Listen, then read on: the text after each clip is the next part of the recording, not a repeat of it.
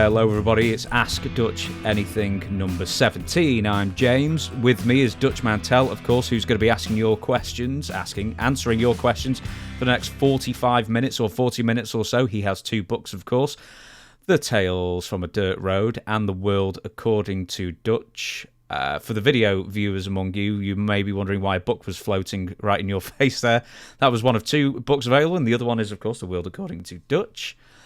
I have two books. He's got diplomas as well. You can go on the main channel, for goodness sake. We promote the heck out of him on the main episode every Friday. But for now, we're going to be doing Ask Dutch Anything. If you want to ask the Dutchman anything in a future episode every Tuesday of Ask Dutch Anything, it's questionsfordutch@gmail.com. That's the email you want to go to. Email your question there, and the best ones will make it into the script every single Tuesday. And for crimini's sake, I keep saying last week was a record. This week was a record for questions coming in. Dozens and dozens and dozens and dozens. I've filtered them through, and we're going to get to the best ones right now. And the first one, Jamie. So how many, give me a number. How many questions actually come in? 100? A little under 100. Somewhere between 70 and 80 came in. Well, that's a lot. In 6.5 days. Really? Yeah. Well, that's good. Okay, keep them coming. I'll keep answering. Good. Jamie Waldrop, Morganton, North Carolina. You'll keep saying we are going to talk about Curryman, so let's talk about Curryman. Thank you for the show. It's a must-listen, watch every week. So, Curryman, Christopher Daniels, where did this character come from? To my knowledge, to the best of my knowledge, I think that was Chris's idea. He kept talking about this Curryman, or something. And all of a sudden, and it wasn't my idea, but I think it was either Vince or Jeff, we said, well, why don't you come up with the Curryman character and we'll put him on TV. The Curryman, it was like it was Chris's iteration, like that word, iteration, idea, or his version of Curryman. And I forgot, we did some really good stuff with him. I can't remember what, we didn't have him on every week, but we would talk about him. And I don't even know what he did, because I was usually a lot of times when this is going on, I'm in the back doing something, going over with another interview, doing a lot more stuff. And unless I watched the show, which by the time I got back home after putting 12 hours in, I wasn't in any type of condition to watch the show. So, but Curryman, he was actually a pretty good character and pretty popular. Did you ever sell like masks or anything? I'm sure they did. But that was in the merchandise department. I tried to keep my duties contained to what I knew they were. And and I guess you could order them online through TNA. I'm assuming. I guess you're assuming you could order the T-shirts and anything that the TNA had for sale. You could order it online, which is another thing that we need to talk about, is the dividends that the talent would actually receive from the sale of their merchandise, not in TNA, but in WWE. And you know where I heard this? Now I'm just spitballing here, but Ryback. Have you followed any of Ryback stuff lately? No. Well, he's bitching and moaning, and rightfully so, because I think he got what we call a gimmick check, a merchandise check, a dividend. And his dividend was and I think it's for 3 months. He got a check for $250 something. Now he's been gone for 5 or 6 years, but still, when I was there, I got, and I still got it somewhere, I got a dividend check for $12. So now, let me, the week that they have before WrestleMania, the week they have that you can come, and it's a meet and greet every day doing something. So you can go and you can buy stuff online or whatever and get me to sign it. But if, say, an 8x10 for me would sell for $20, and they would come and they would get me to sign it, and I would sign it. And you know what they got that 8x10, what they pay for that 8x10? About 49 cents, because you do them in bulk. 49 cents. It's $20. And then I bet you they would have no more than, even mailing it off, they would have no more than $1.50 in it. But they got $20 for it. So that's an $18.50 profit. And you know how much I would get out of that? About less than $1. So that week before WrestleMania is nothing but money week. They're just selling merchandise and T-shirts and this and that and pictures with guys and autographs. They got to take in $1 million just doing that week leading up to WrestleMania. But when it comes time to be paid for that, you don't really get paid for that. You get paid because, say, you have a downside guarantee of, say, $200,000. That's just applied to your downside guarantee.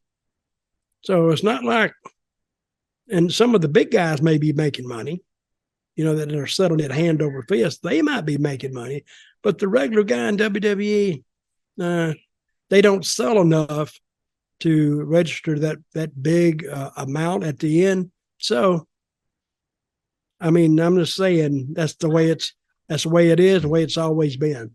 So Ryback is in the right then. 256 or something, did you say? Something like that. But I have gotten, I think sometimes just to send me that costs more than what I got. But I have a check here somewhere. I'll put it up one day. It was $12 and something cents, or $14, something, not much. Next question, Mark Dreamer. I remember the debut of a rather more robust-looking Dustin Rhodes in TNA, coinciding with probably the low point of his career, and wondered if you could talk us through working with him during this time. In TNA? Yes. Well, I think he had a bad period. I think he had broken up with his wife at that time. And yeah, we all get depressed. And I don't know his feelings for that woman, but I'm sure he loved her.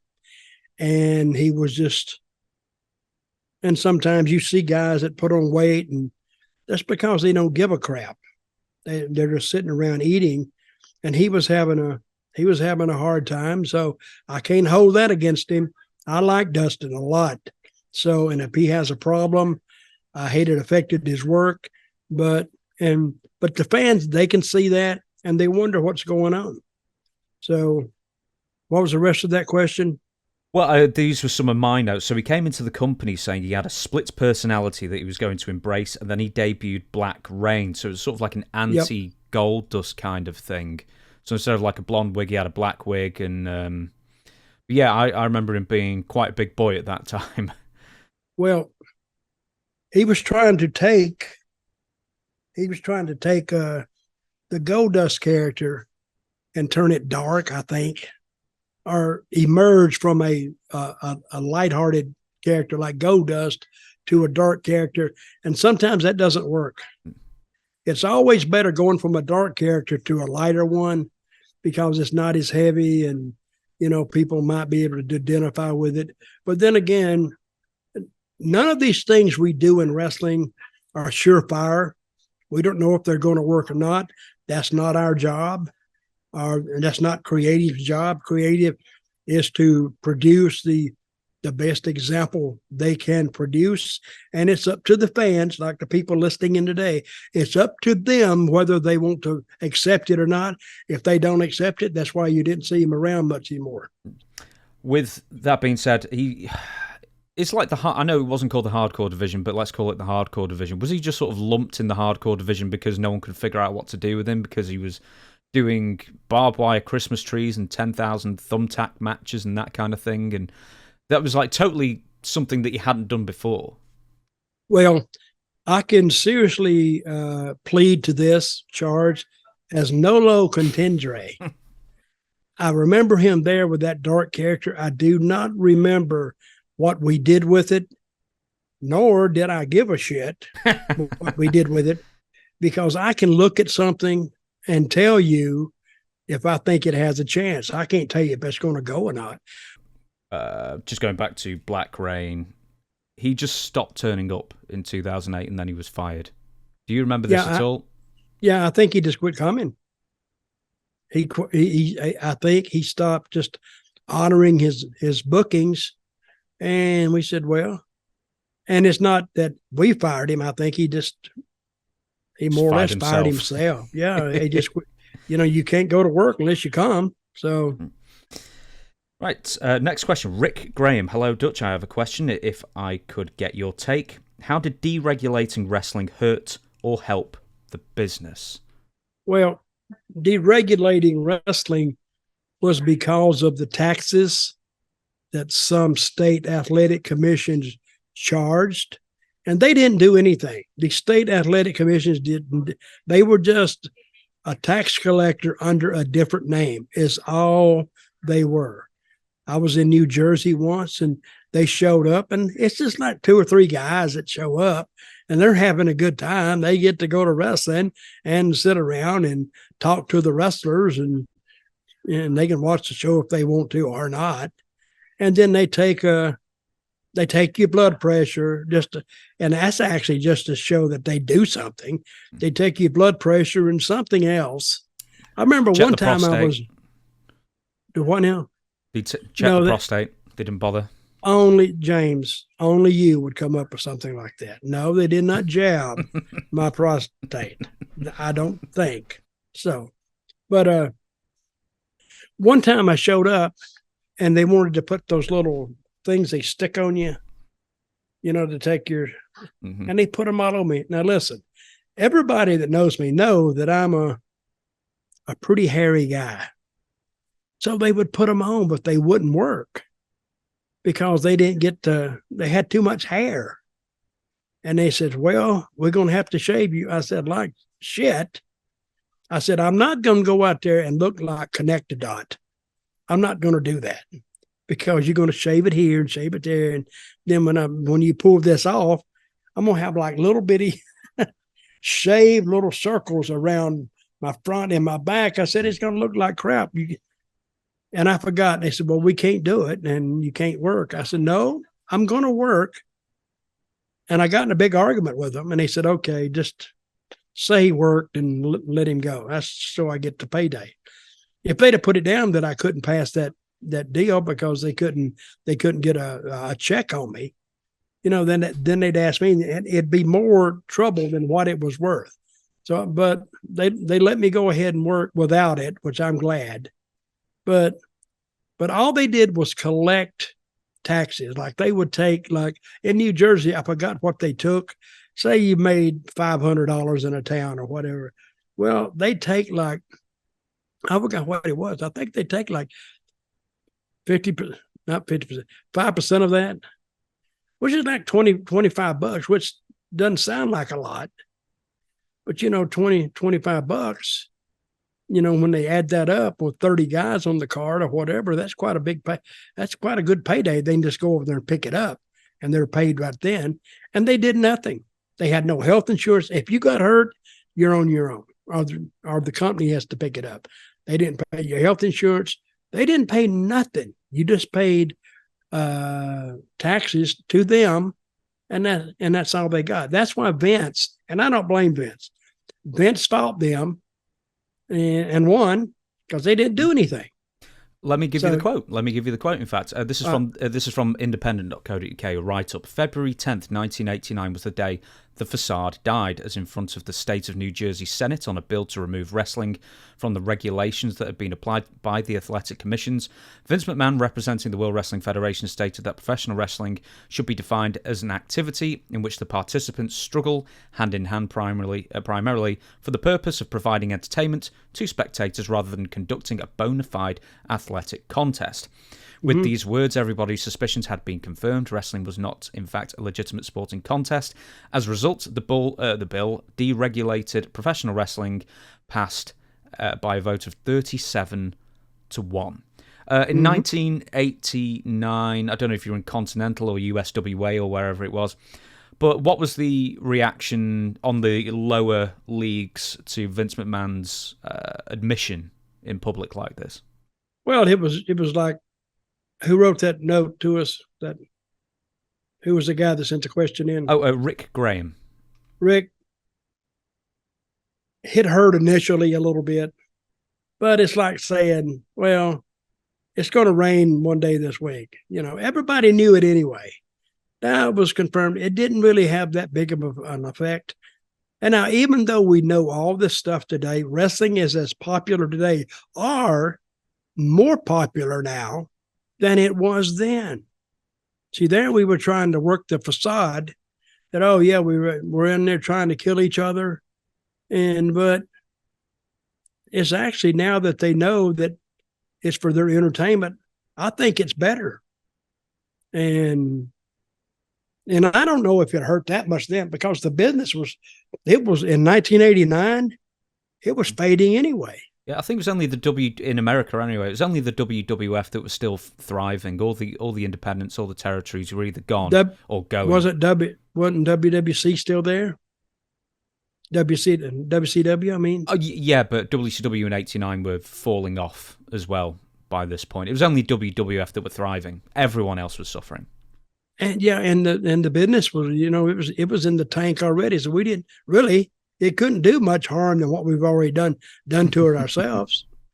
So Vince at least straightened that out. I'll say that for him, and it wasn't even his money. They were the money was coming from the talent anyway. Like if they take, say, $25 off $500, you get $475, which ain't a bad payday for going out there for 10 minutes.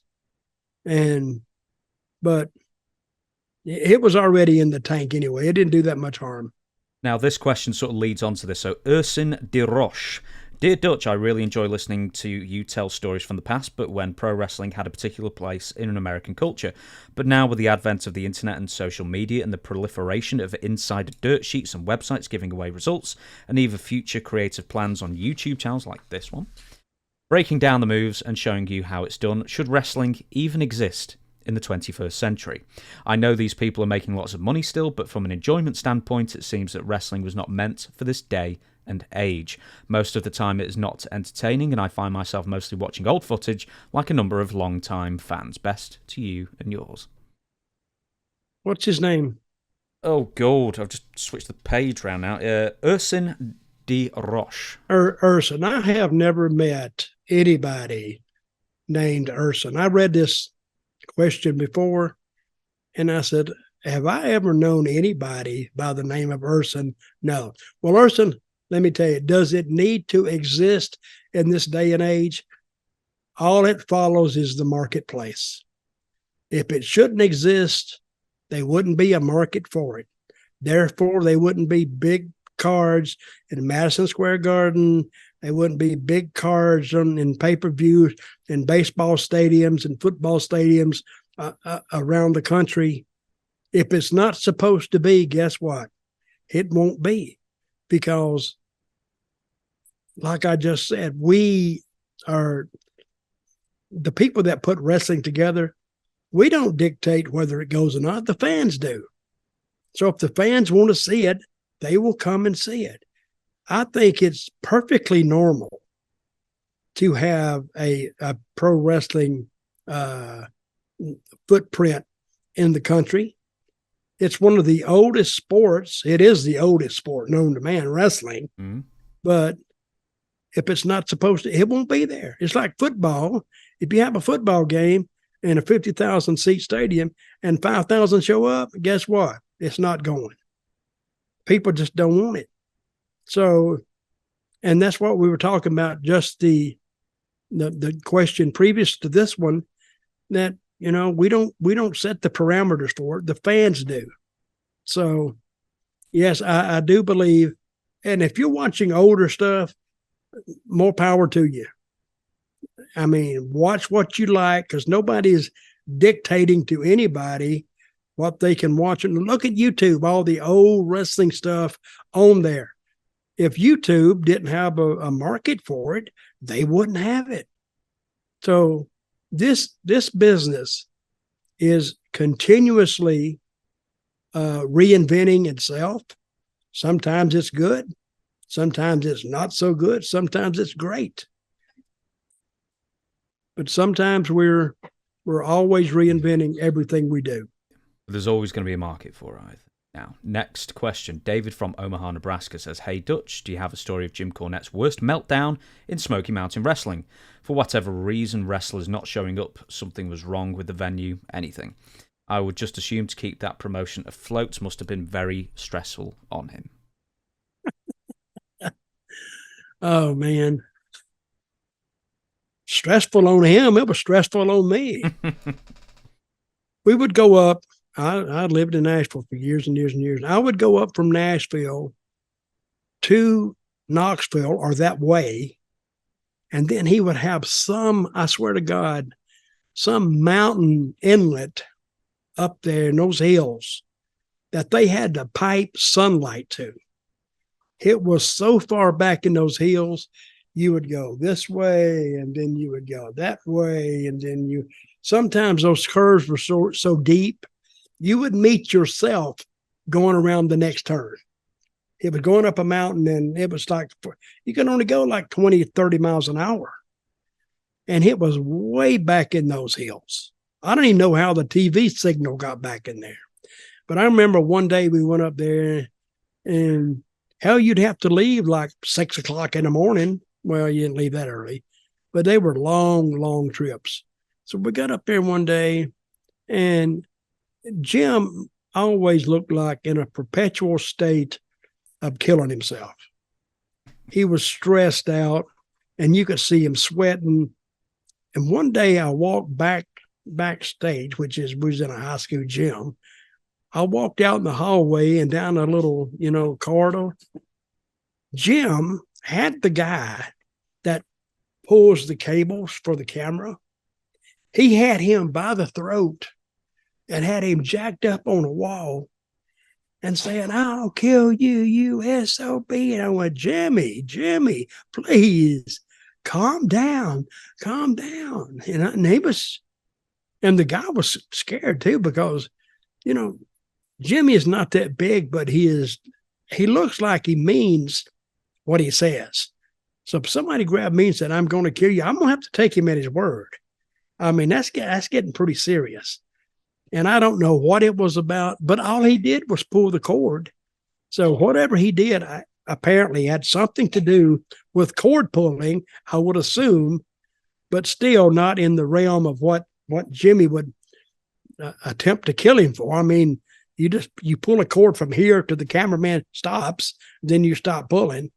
But he was upset, and to be truthful, he was probably upset about a lot of other stuff, and it just came to a head when he got to that guy pulling the cord.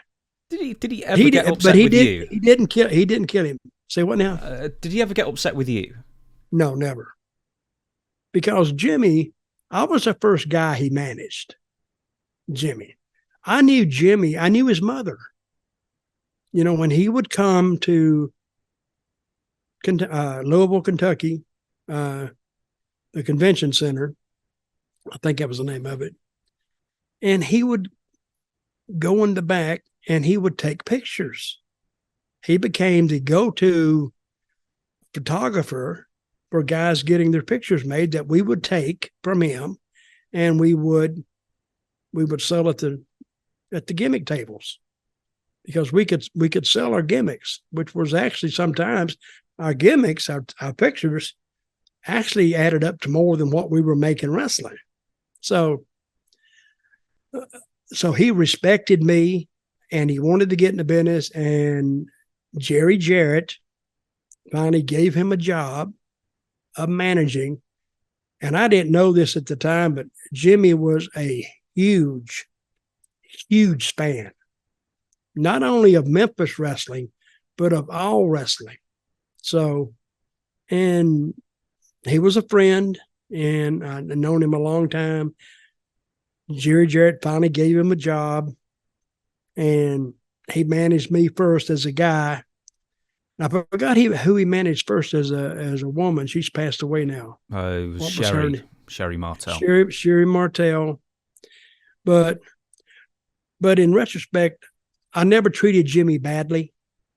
I never hollered at him. I never screamed at him. I never treated him like he was like what we call a mark. I was always very nice to him, because I always treated people the way they treated me. Jimmy and his mother always treated me well. And so I just, in retrospect, I just did the same to him. So, and he may have gotten a little upset with me at times because I did commentary, but I don't think so. And I don't think to the point that he would come to me and yell and scream at me. I don't think he would do that. If something bothered him, he would come to me and talk to me about it, and then we would straighten it out. I mean, he owned the company, him and the guy that, whatever his name was, they owned the company. So he was basically my boss, but no, he never screamed at me. He never got upset with me. Next question, Anthony from Mount Washington, Kentucky. I live outside Louisville and I go to OVW from time to time. This last Thursday, Paul White, aka Big Show, came out. He announced fans in attendance and watched at home, I'm sorry, I'm reading this badly, would have a QR code to scan for buy one, get one free tickets for the upcoming AEW show on November 1st. This show will be at the Yum Center in Louisville. In fact, we were looking at a video, Jeff Jarrett, and he mentioned you in a promotional video. I guess my question would be, is this because AEW cannot sell out the Yum Center like WWE always does? Does AEW have to give tickets away to draw a crowd? Are their tapings not drawing? When Raw or SmackDown come here, they always sell out. Again, love the podcast. So I think it's AEW and their issue selling tickets at this point. Well, you're talking about you're talking about WWE and SmackDown. They always sell out. Raw and SmackDown always sell out. Well, the crowd is always full. The seats are always full. But yet, if they're short on seats, they will what they call paper the town. And they get actually pretty good seats because it's in WWE's favor and SmackDown's favor to show a full house every time it appears on TV. Now, I have been on some WWE cards and SmackDown cards where it wasn't full, and they papered the town also, papered the area. It means give tickets away, and it still wasn't full. But that's where they just arrange their camera angles, and they shoot across to where in what they call the hard camera section. That's where it's all filled in. You don't see this on TV, especially when they go back and edit it. It looks full, but could AEW sell out the Yum Center? How big is a Yum Center? 20,000? Oh, Lord, yeah. It took Freedom Hall's place. I know that. Well, just while you're saying that, hang on, Yum Center wiki. I mean, it'll be far more, because it's got to be set up for wrestling, hasn't it? So for basketball and volleyball, it says, somewhere around 21,000, 22,000. Yeah. End stage 17,500. So yeah, it's a big old place. Yeah.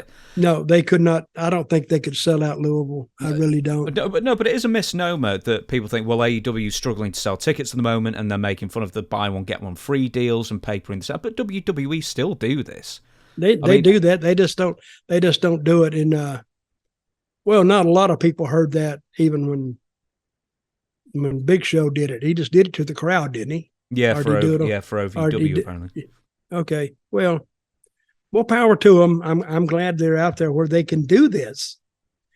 So it's giving work to all the wrestlers who need it, and the wrestling fans. It gives them another place to go and another thing to excite their interest, because if they're interested in professional wrestling, AEW does. They don't do a bad job.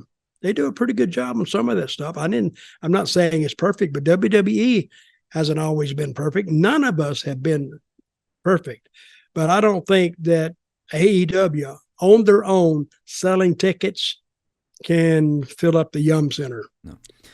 Yum. You imagine the name Yum. That was a horrible name. It horrible. It ain't that good. Yum Center. Hey, where's the Yum Center? I don't know. I think, are they like the parent company of KFC or something like that? I think so. Just because it's bouncing off that and just mentioning AEW, you've probably seen the photos of some of the half-empty arenas that AEW are running at the moment, which obviously isn't the greatest look, and they do cover it up pretty well on TV, where they only fill in basically two sides and, the ring side all around. But should AEW in the future be running smaller venues, or would that be detrimental to their presentation? Hey, James, I'm going to tell you, and I'm going to tell you one more time. Stop making sense. I mean, I told, we were talking about TNA earlier in our other podcast. We'd go to buildings and like 30% of it would have people. I said, guys, I got an idea. What? Why don't we run smaller building venues to where we can kind of pack it out, because that always looks better on TV than seeing vast swatches of this arena just completely empty. That almost defeats the purpose of what you're trying to produce.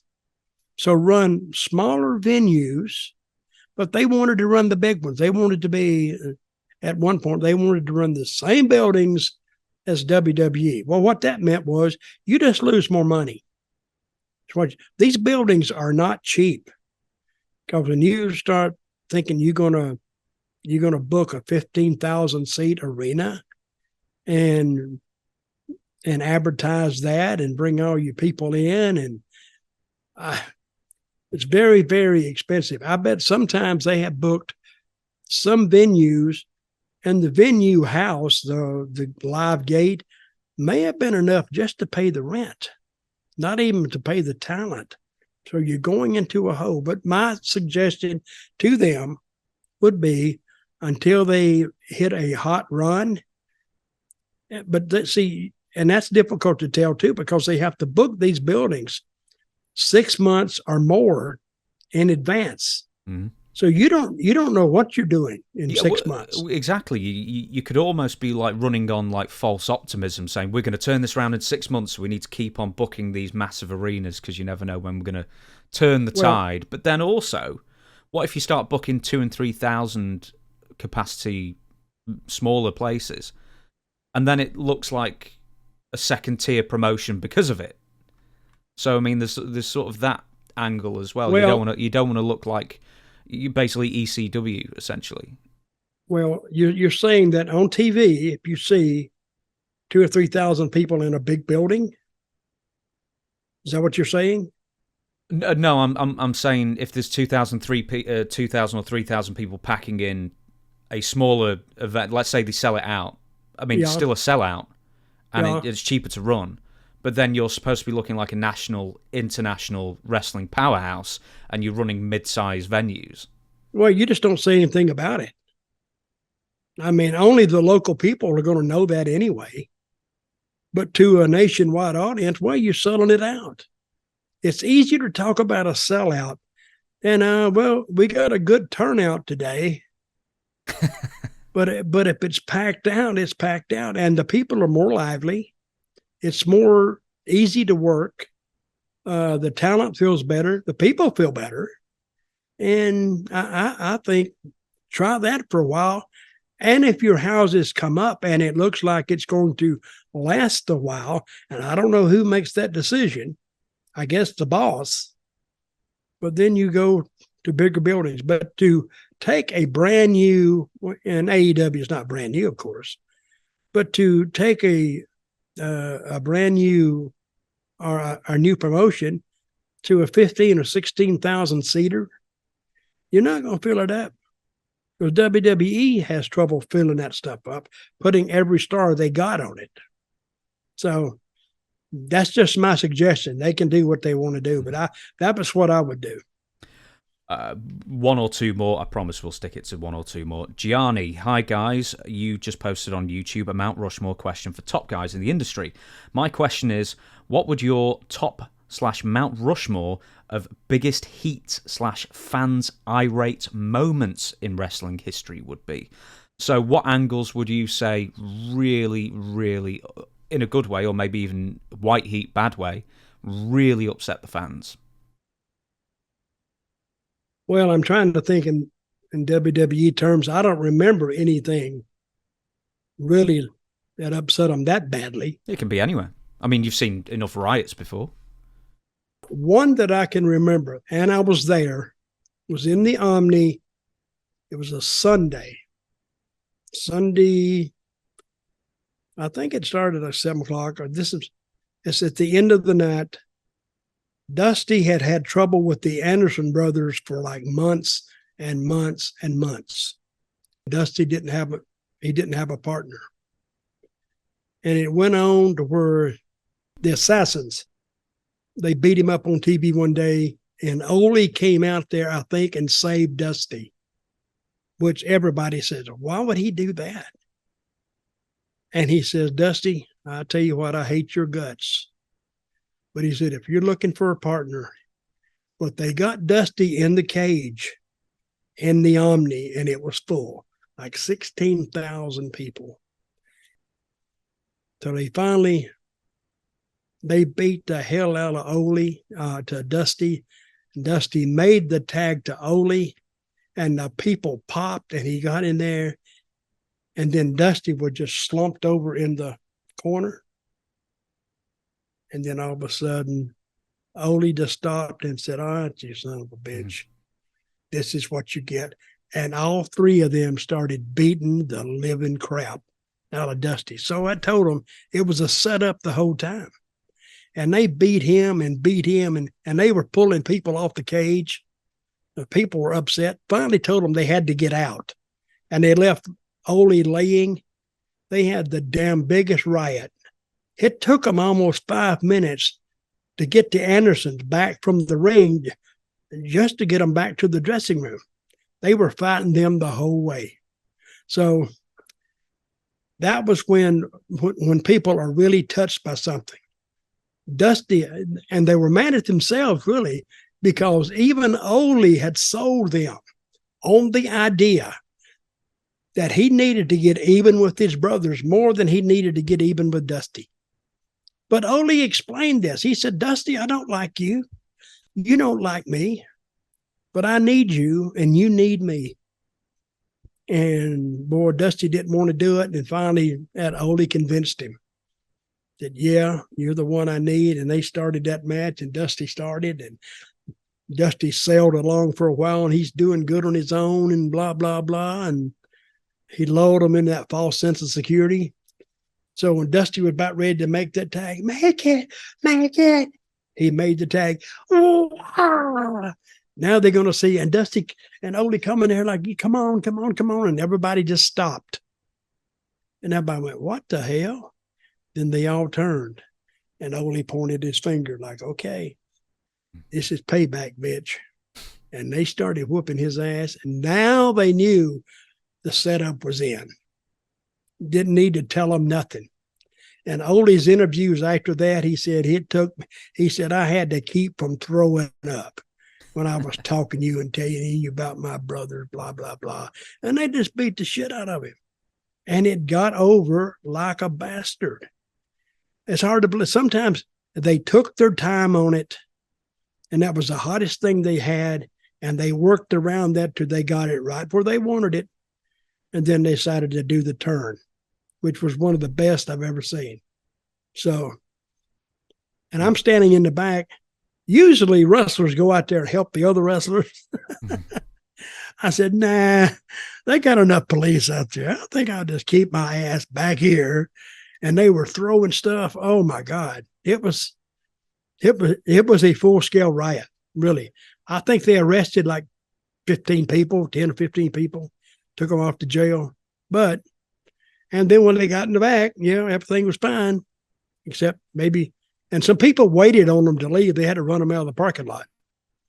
So that was one of the hottest things that I've ever seen. And I've seen things like that, hot like that in Puerto Rico. Not necessarily because the people got mad, just people got drunk and they just wanted to beat the hell out of Abdullah one night. So I remember one night Abdullah, they was mad at Abdullah all the time anyway. So he come out of the ring and we was in a baseball stadium. The people came out of the stands and out of like they had ringside. They usually don't have ringside. And they circled the infield, like from first base to second base to third base on the sand part. And they were throwing stuff at Abdullah. I thought they were tearing him up. And Abdullah was keeping his opponent as close as he could to him to keep from getting hit. Or maybe some of it would hit his opponent, not him. And I remember after my match, they were so hot that I had started drinking. And I drank about, I don't know, not a six-pack, but quite a few. There was a broken 2x4 in the dugout. And I pick up the 2x4 and this is a Southern term, I slung it. I slung it out of the dugout and went whoop, whoop, going around. And it hit some guy right here in the head. And as soon as I hit, I saw the blood. I went nuts. I said, "Oh my God, I've killed that guy." Oh. And then I ran. I was a chicken shit. I just ran away. And they actually come in and say, who threw that out of the dugout? I said, "I don't know. I didn't see it." So anyway, it knocked him silly. And I bet the last time he would participate in like a mini riot, and I didn't mean to hit. I meant to throw it at somebody's legs, but I didn't. I hit him. And if you're listening today, Juan or Carlos or Rafael, lo siento, that means I'm sorry. Mm-hmm. Lo siento por mi error, my mistake. So I've apologized. I almost got in a fight with Lars one time in Florida. Go on. Well, Lars, see, they like a lot of amateur wrestling in Florida. So I'm booked against Lars one day at TV. I was only been to business 4 years. And my match with Lars was getting closer. And I kept noticing people coming in the TV room and it was getting crowded because we would watch all those matches. So I went, I wonder why these people are crowding in here all of a sudden. Well, my match was up next. So while I was mulling that strategic question that I asked myself, but with no answer, I went to the ring, and Lars was always the part. He'd take you down, he'd ride you, and I have no amateur experience at all. So he took me down and rode me a little bit. It's okay. And then he took me down, and then he got on top of me, but he shot his wrist down beside my eyeball and was really, really going back. And it was kind of starting to irritate me. It started to hurt. I went, "Hey, Lars, hey, man, lighten up." And he didn't say nothing. I said, "Lighten up, man." He said, "Yeah, you little," he said something, "You son of a bitch," something. And I knew one thing in wrestling that I think the Briscoes taught me. It's called the Gamby roll, where you just roll ahead. I mean, they got the defense for you going backwards, but I rolled ahead and I grabbed his foot and took him down, and I embarrassed him. It was actually, I shot for it, and I took him down, and I got on top of him. I said, "Grab your finish now, or you're not fucking getting it." So he hooked his finish. I give up. I rolled out, went to the back. And then Lars come in all mad and pissed off. And all the other guys, they said, "Well, damn, that didn't come out like we thought it would come out." Actually, it gave me respect in the dressing room. And I went in there and I told him, I said, Lawrence, you ever do that again? I said, I'm going to I couldn't beat a damn banana.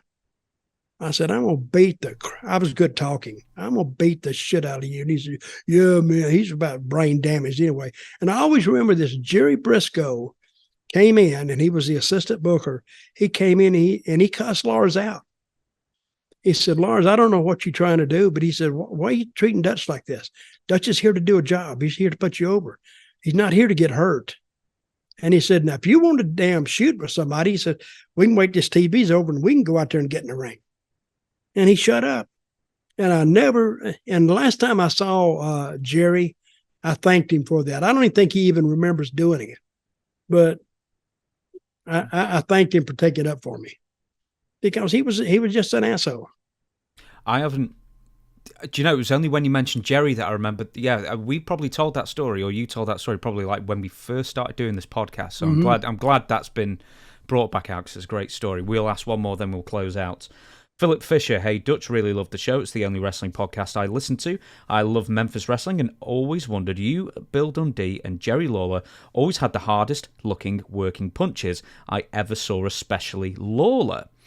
Did you ever need to tell either one of them to ease up a bit? Because it always looked like they were ringing some bells when they went through it. Well, Lawler, you didn't have to worry about.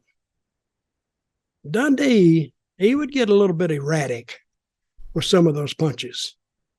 You know, one time he knocked the shit out of me. And, you know, and he knows he hit me hard. I know he hit me hard. So what is the purpose of hitting him hard back? Now he's suffering too. So I just kind of cussed at him a little bit. He got out of the ring and he was kind of laughing off and give me a second or two, I'll calm down. He didn't mean to really hit me, I don't think.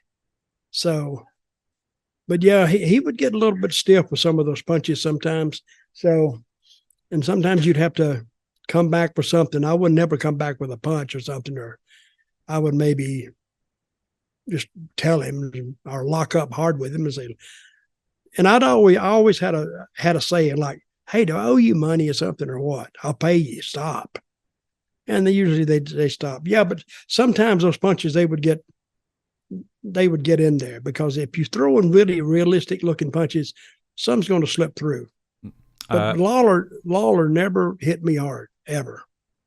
Of all the people you wrestled and actually experienced this with, who had the stiffest working punch then? You know, not someone who like was trying to do it on purpose, who just laid it in. I remember I told you about that Brockus guy, didn't I? Oh, yes. Oh, God. I did think, I was thinking about leaving the ring. That's bullcrap. And the thing about those bodybuilders, and I've said this before, they blow up. And blow up, I mean, they run out of oxygen. And they go,